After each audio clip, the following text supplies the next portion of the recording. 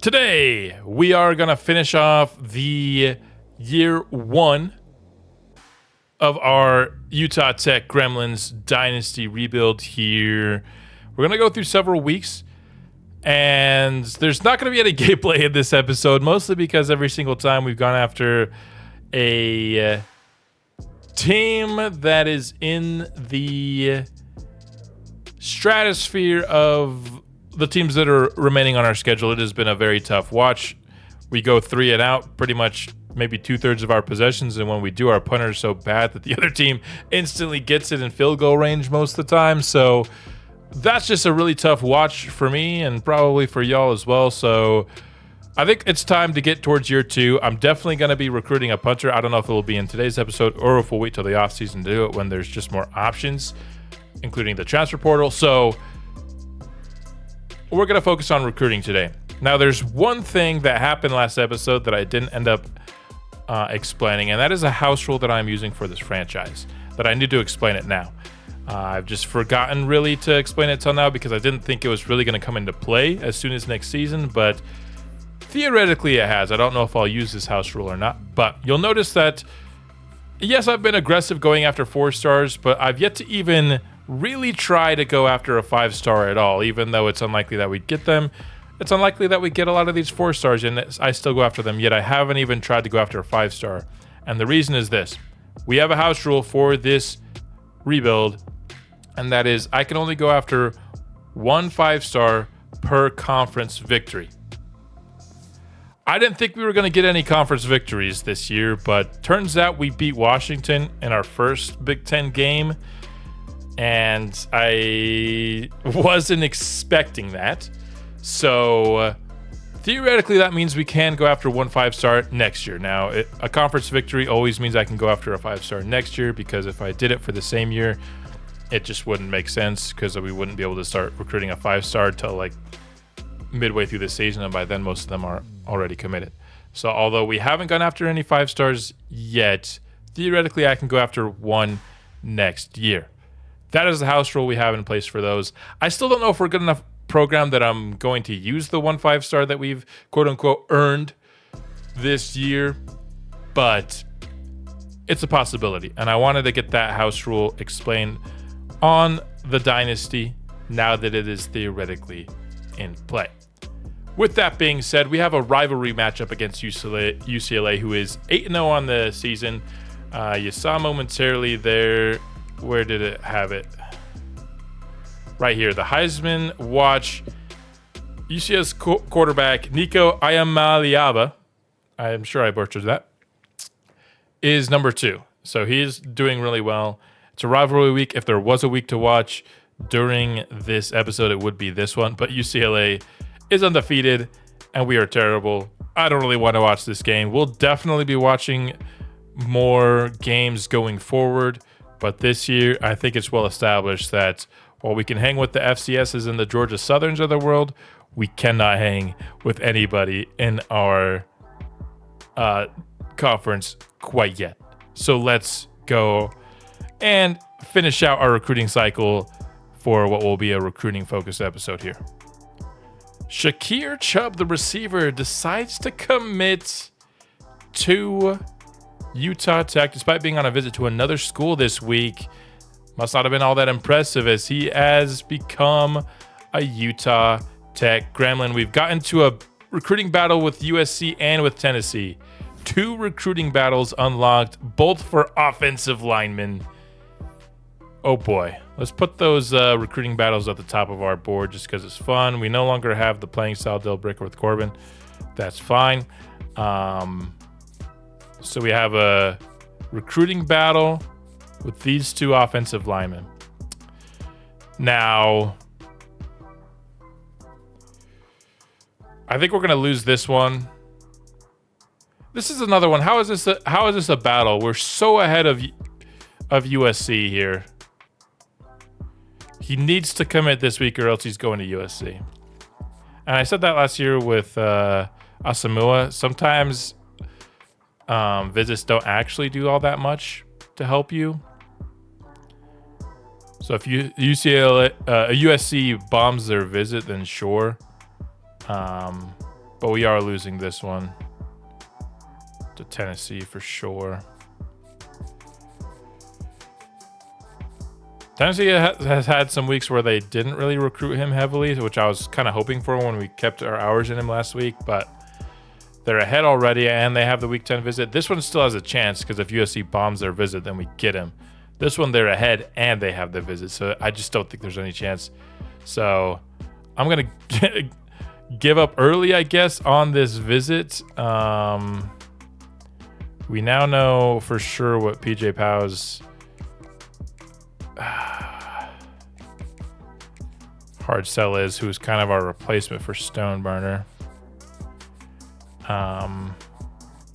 We have 110 hours. We could make that 160. But, ooh, Ohio State's really going after Jay Dalton now.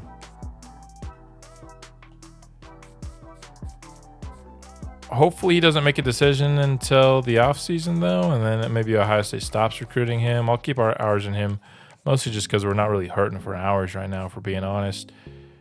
I'll schedule a visit for PJ Powell. Do tight ends and tackles have? No. That's not super surprising, honestly.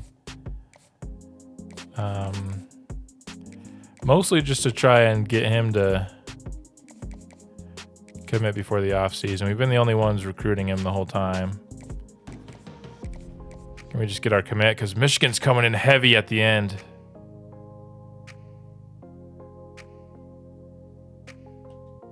I think we'll still get him, though. We still have 50 hours remaining that I can use to go try for somebody else here. Starting to add some 3 stars. This might honestly be where I go and add a punter, but you could definitely argue we should stop at Stoneburner. In fact, I'm sorry, Stoneburner. If he had week 10 open, that would have been cool. Except we didn't have a competitive visit now, but I'm not going to take him off our board. But he's going to Tennessee. So that gives us 100 hours that I'm going to find some new prospects with. It is official. We lost Jared Stoneburner. No real surprise there. And how is this not a commit? The bar is full. We're going to lose to USC by like, what, 5 points or something? How is that not a commit from Alfonso Penny, dude? That is insane to me. How is that not a commit from Dom Westbrooks? We got screwed twice over this week, man. Oregon's making a lot more progress than us on PJ Powell. Our sell with him is so bad. Clemson's making a ton of progress on D'Angelo Brewer. Ohio State's making a ton of progress on Jay Dalton, who we found out is a gem. He only has 83 speed. I used some of our extra hours to scout. I also found a 3-star center that we are now the only ones offering. So he doesn't look insane, but he's a gem, so why not go for him? You know what I mean?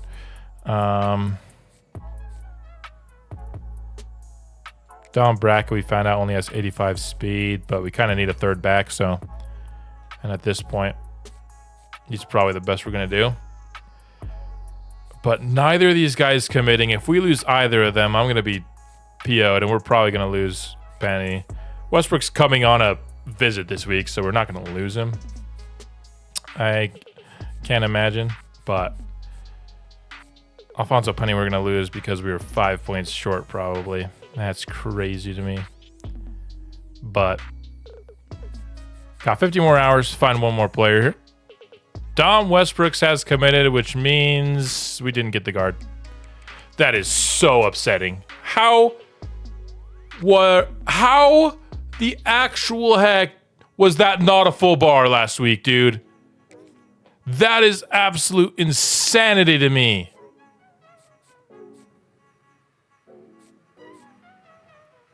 And one of the reasons we couldn't get him is because we couldn't afford his 40-hour visit when he is less than an hour from the campus. It should have been a 10-hour visit.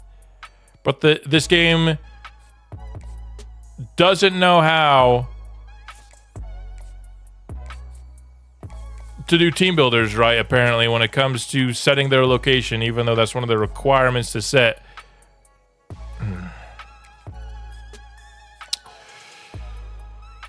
I am a little bit upset by that. I will admit, I bet everyone could tell. Wasn't trying to really hide it. That's crazy. Well, time to start adding some 3 stars to our board that aren't going to commit before the offseason, but we can kind of get a lead on them. I mean, we just made so much progress on Larry Yazzie, pretty much his entire top 8 bar. Although Minnesota has entered the equation, not nearly as much as we have, though. Brewer we might lose unless we have a good hard sell. It looks like we'll have 2 that are at least solid. We'll see what the third one is. Okay, let's go. Conference Prestige and Pro Potential are the 2 that we know he has. Sunday Player is what it looks like it is. It has a D- in it, so it's not the best hard sell. Clemson is going to surpass us for sure. Jay Dalton, please tell us we have a good one. We only know brand exposure. How do we only know brand exposure, dude? That's so unlucky. It makes it very unlikely for us to know what his hard sell is, which is going to make it significantly harder. Could be football influencer. Could be this. Could be this. What we're going to do is we're going to soft sell the 2 of them that are good for us, because it needs to be one of these 2 for us to have a chance. But even the double soft sell is not good enough, not as good as hard selling, but because the game didn't tell us anything. It's not like we know a ton, so it's not like, I'm not saying they screwed us or anything. It's just we got a little unlucky. Let's go back to the send the house here. Another guy that we still only know the one thing on. 200 hours left to add some 3 stars to our board. Our ideal pitch with Yazzie here is pretty weak. We're also the only ones super pursuing him, so we'll try it. That's not very good, honestly. He's a gamer. Still have 100 hours. We found a 3-star gem corner with 92 speed. He's white because out of the fixes they did to recruiting, making all the good corners white was not one of the fixes that they did. Not all, obviously, but way too many good white corners in this game. Looks like TCU is actually trying now for Dom Brackett, which, I mean, wouldn't be the worst thing. Okay. Football influencer, the worst one. Our pro potential went. Did it go down or was it always down? I don't know. It was definitely the one we didn't want it to be, though. I don't want to give up on a gem, though. I'm just, again, my hope here is that he doesn't make his decision until the offseason, although the way he's progressing with Ohio State, I don't fancy our chances of that being the case. So we might not win on any of these.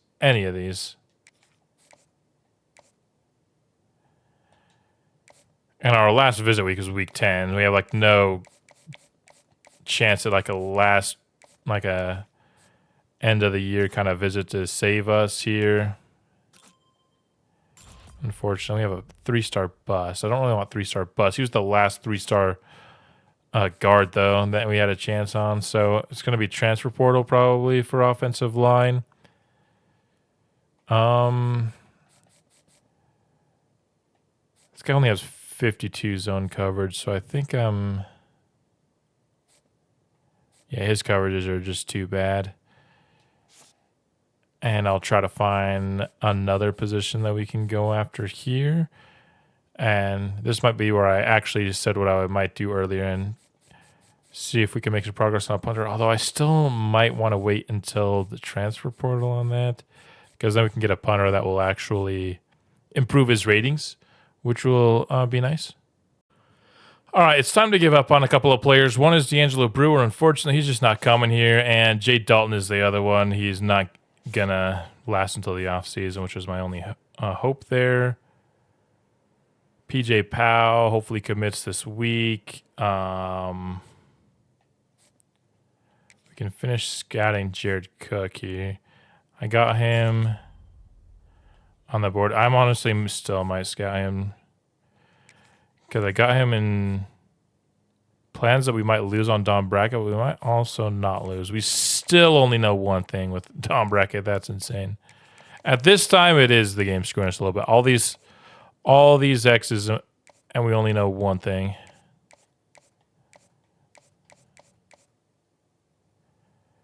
This is one potential. The nice thing about the X is you can eliminate a lot of things, but still we have two possibilities here. It's time for the old double soft sell to figure out what it is. So this is one. The good thing is both of these look pretty solid sells once you know which one it is. I forgot what this first one was. Football influencer. We get that one a lot. Was there anybody else? We just stuck with send the house all the way down the line with him. We're still making about as much progress as Minnesota here, even though our pitch isn't that great, so that's good news. I'm not even going to try to pronounce his name. I'm just going to say the N silent. It's Soma Shami. Looking good on Bergstrom. Looking good on Cook, although I don't know how impressive that is.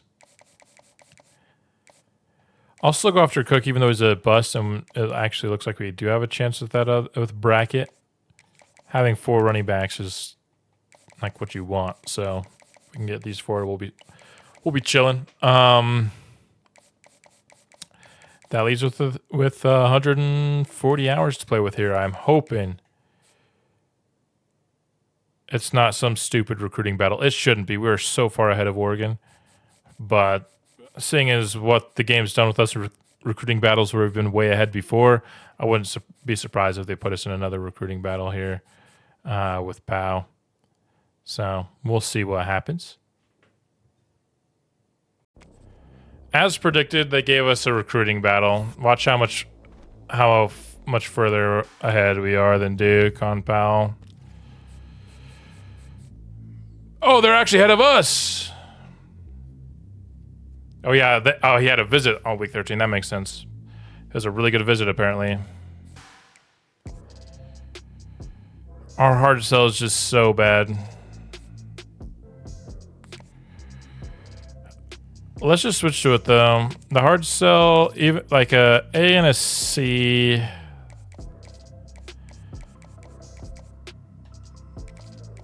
We need to make it. We're not in first, so like just keeping the status quo is not going to work. We were so close on. We got into 2 recruiting battles with tackles. That's so annoying, man.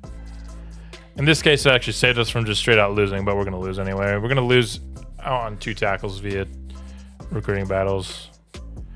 Like one of my main goals is to make the offensive line better in this class, and they just didn't want that to happen for me. Lost at the last second for 3 offensive linemen now. Really quite annoying, actually. Onto the board for Evan Bolin. Let's see if we actually even want to continue. 76 speed, we do not want to continue. We're up to first on Henry Shaw, who we actually do want, though. He's got 86 speed, which is nice.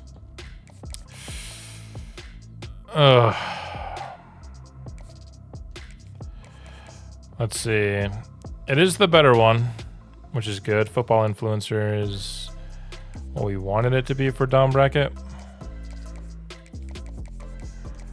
So At least we got one win, the one that I cared about by far the least, but it is what it is. Larry Yazzie. We finally got an offensive lineman. It was a 3-star, though.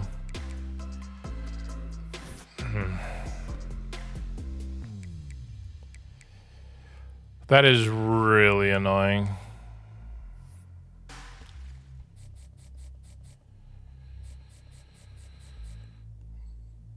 Three of the 4 battles we lost were offensive linemen that was the position that we needed the most, and we all lost them at the last second.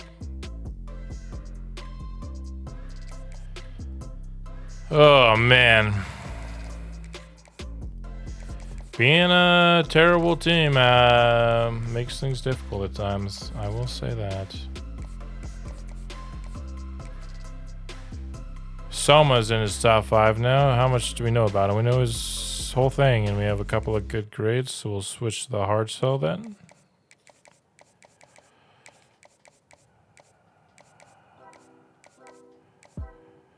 The clutch.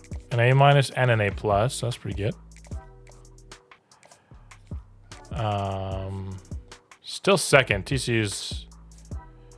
He's probably going to make it to the offseason. We'll see if TCU still wants him.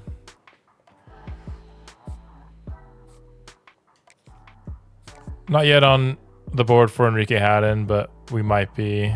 We have a gold pipeline, but apparently we're nowhere close to Salt Lake City, Utah. 150 hours left. I'll continue to add some 3-stars. Taking a look at some player stats now, we ended up getting 15 touchdowns and 9 interceptions out of Asamoah. 54% completion percentage and 2,300 yards. Honestly, considering his surrounding situation, I think that's a pretty good win for him. Holyfield also got onto the field. 3 yards a carry, 424 yards, 3 touchdowns for Anthony DeBeer, 355 yards, 6 touchdowns for Marquis Blunt. He averaged 4 yards per carry. Hoping that next year will be a better year for honestly both of them if we can improve our offensive line.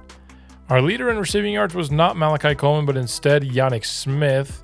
And I think that did play out in some of the games that we watched. Malachi Coleman definitely had maybe the biggest highlights with his insane spectacular catches, but I'm just really hoping that we have a chance. I know it's going to be super low. Can we please bring back Malachi Coleman for his senior year? He'd be a massive help. Got 4 touchdowns out of Curtis Minor, one of our JUCOs, 6'5" receiver. We'll see how he progresses in the next episode.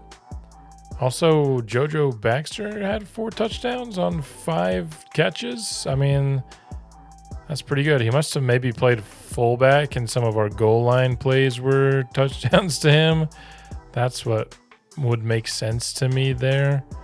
Swinney, 441 yards, but did not reach the end zone for us this year. Offensive line-wise, definitely a spot we need to get better at. Both of our tackles, 7+ sacks allowed, and then Williams, who's actually one of our highest-rated guards, is our highest-rated guard, I should say, give up 8 as well. 8.5 sacks for Williams, 8 for Dillon. Our edge rushers were actually pretty productive. A lot of their production did come against the bad schools, to be fair. But, I mean, production is production. We also got 20+ TFLs out of each of those players. Really awesome stuff. Merrick led us in tackles, and Tucker led us with 3 interceptions. Austin Simmons out of Ole Miss is your Heisman Trophy winner. Got exactly 4,300 yards, 39 touchdowns on the year. Early National Signing Day. As you can see, we did win the one more game in the year, and we'll talk about that in just a moment. Last year, we had 4 recruits. This year, we got 5. We didn't really get that much better.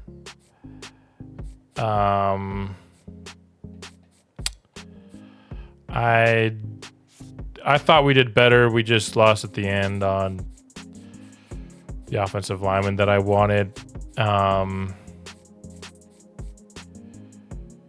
mean, yeah, I thought we did better, but it turns out the evidence suggests really otherwise. We only got one more player, and it was a 3-star. So we got the same amount of 4-star recruits this year as we did last year. Turns out losing 150 every week wasn't as much the problem so much as... I don't know if we just need to get some elite recruiters in the program. I've already simulated past conference prestige week because I didn't see any need to fire my coordinators. I thought I liked their... I don't know if we're going to do better unless we find a way to increase our hours per week, honestly, which you can only do with recruiting, which you can only do by getting top 5 classes, or I guess hiring coordinators. So I just might need to adjust my strategy a bit, or we could do the same thing that we did last year and just depend on the portal for the quantity part, and we can focus on the quality during the season. That might be the solution. But let's go ahead and take a look at some development trades. Elite development for Earl Durham. Our gems have had a really high elite development trait hit rate. So you love to see that. Oh, the combo comes in with the lead. He wasn't even a gem. Wow. You know, I'm feeling a lot better now that we've looked at dev traits. It's always how the way it goes. Only normal for Shakir Chubb.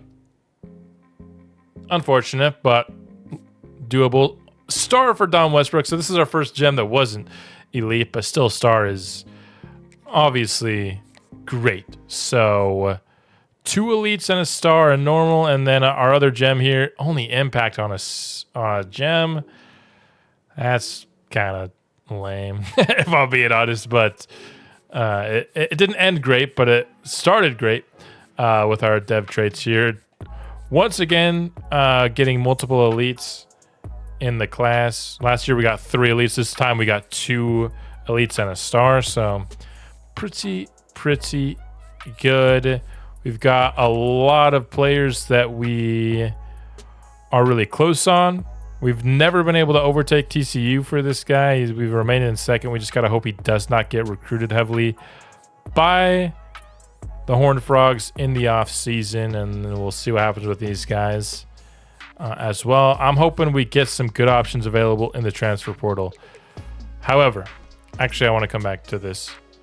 We have some really tough potential losses in the portal as well. It's not only looking like additions, mostly due to pro potential.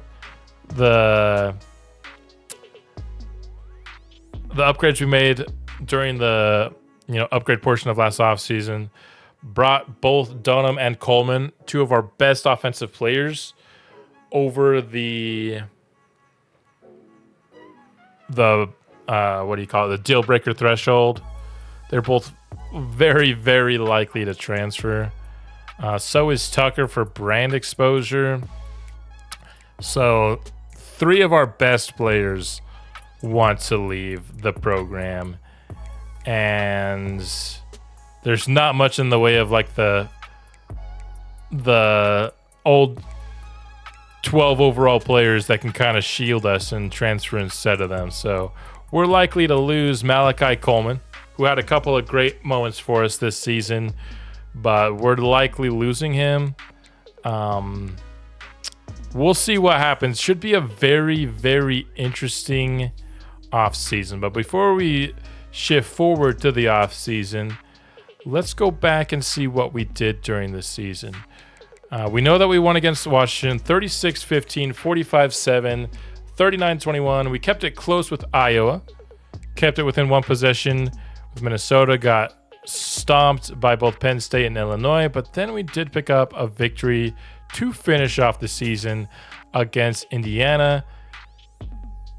Utah Tech didn't get a passing touchdown in this victory from Mo Asamoah. Anthony DeBeer had 20 carries for 60 yards, also got 10 carries for 30 and 2 touchdowns for Marquis Blunt. Minor was our leading receiver in this game. Defensively, we got a pick from Evan Johnson, who's a senior, and we got a sack from Brenton Williams, who he and Cash Dillon were honestly pretty good pass rushers for us this year.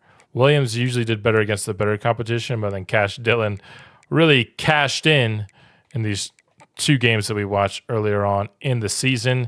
But that is the end of our year 1 of Dynasty. I thought we'd go 2-10. We ended up going 4-8. So overall, the fact that we were able to get 2 conference victories is kind of shocking. I thought we'd go winless in our conference in year 1. We didn't do that. That gives me hope that next year we'll continue to go up even further despite maybe some key departures in the portal. Hopefully we can counteract them with some key additions as well. That will be coming out in the next episode, which will be coming out soon. And I'll see you then. Let's go, Gremlins.